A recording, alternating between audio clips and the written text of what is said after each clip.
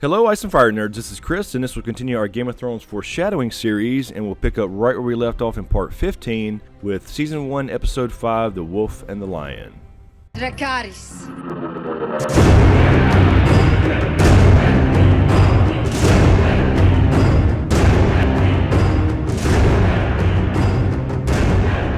Alright, so let's jump right in and pick up right where we left off, and the first thing we have here is Bran, Theon, and Maester Luwin.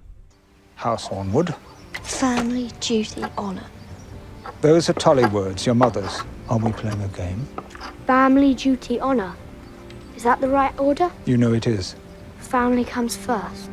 Alright, and the first thing we notice here is that Bran is learning his lessons from Maester Luwin, and as they're going over house words, they get to the Tully words, family, duty, honor, because Bran is kind of pissed off at his mother here, but they keep showing us this little shot of Bran digging into the table and scratching up the wood with a little fish brooch, of course representing House Tully. So in one sense it's showing he's mad at his mother for leaving the family because he talks about family, duty, honor, and in that order. But also Theon being involved in the scene says this here to Bran and Maester Luwin. We do not so.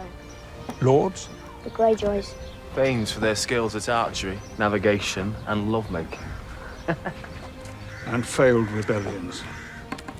So Maester Luwin snaps back with "and failed rebellions," kind of hinting more at what Theon's doing there in the first place. We've seen this build up in the previous episodes, so we know later we have a little trouble with Theon and we see this. Here is the answer to your question.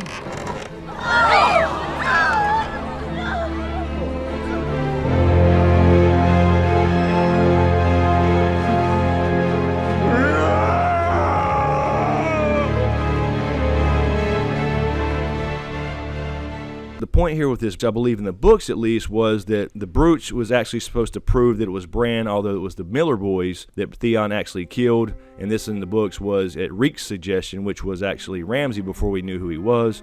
So this is what was supposed to prove that that was his body being burnt. In the books, it might have been a Stark brooch and not a Tully brooch. But oddly enough, in the show, as far as I know, they did not use this to prove it was Bran hanging there with Rickon when it was actually the Miller boys. I don't remember seeing the actual pin on the body hanging up at Winterfell. So to sum this scene up, it continues to hint at the issues with Theon's having, as far as him being a ward or hostage of Ned Stark. We hear about his failed rebellion and why he's there in the first place. And of course, Bran is pissed off at his mom Catelyn being a Tully for leaving the family and not holding up her family duty honor words. And of course, when Theon actually fakes the death of Bran and Rickon, and at least in the books, the pin was shown on Bran's body to prove it was him and not the Miller boys. And in our next shot, we see Theon and Ros with a little bow chicka bow bow.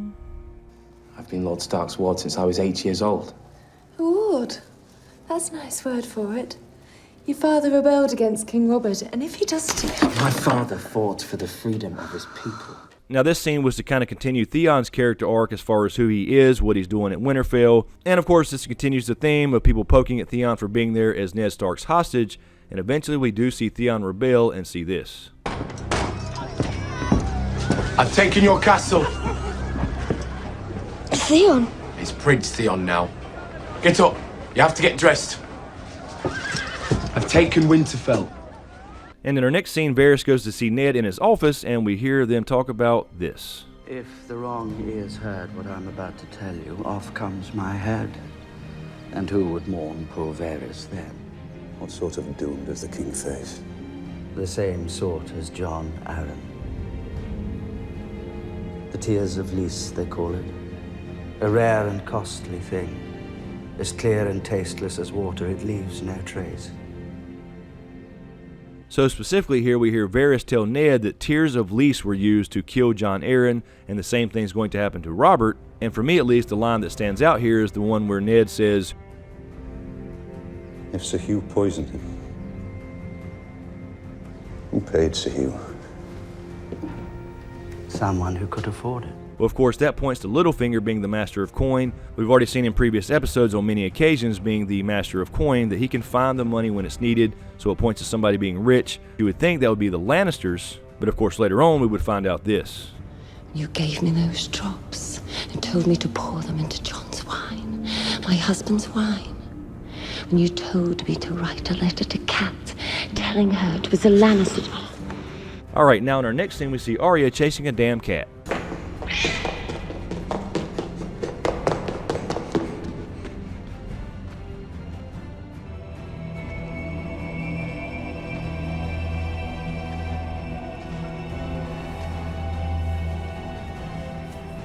found one bastard already. He has the book. The rest will come. And when he knows the truth, what will he do? So first off here, Arya gets in a dragon skull, and of course this is the skull of Balerion the Black Dread. This is the dragon that helped conquer the Seven Kingdoms in the first place. So her being here and hiding inside a dragon skull could be foreshadowing of something we may see in Season 7 or perhaps Season 8. But more importantly, in this scene we hear Varys and Illyrio talking, and they say this. The wolf and the lion will bid each other's throats. We will be at war soon, my friend. What good is war now? We're not ready. If one hand can die, why not a second? This hand is not the other. We need time. So obviously this is where we find out that Varys and Illyrio are working together, and of course we had already met Illyrio being with Viserys and Dany across the Narrow Sea. So this leads us to understand Varys' motivations just a little bit better, and of course later on we see this. A group of people who saw Robert Baratheon for the disaster he was. We tried to do what was best for the realm by supporting a Targaryen restoration. The Seven Kingdoms need someone stronger than Tommen, but gentler than Stannis. A monarch who can intimidate the High Lords and inspire the people. A ruler loved by millions with a powerful army and the right family name. Good luck finding him. Who said anything about him? And in our next scene we have Littlefinger staring at the Iron Throne.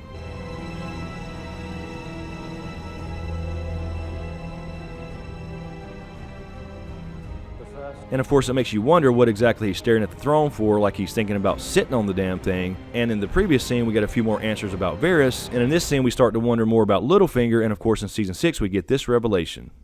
A picture of me on the Iron Throne, and you by my side.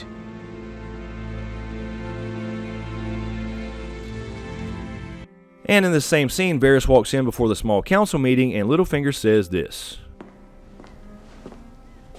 Tell me, does someone somewhere keep your balls in a little box? I've often wondered. Now at first I didn't think anything was special about this particular line here, but interestingly enough, when he says, do you have your little balls in a box somewhere, later on we see this. Influence grows like a weed. I tended mine patiently until its tendrils reached from the Red Keep all the way across to the far side of the world, where I managed to wrap them around something very special.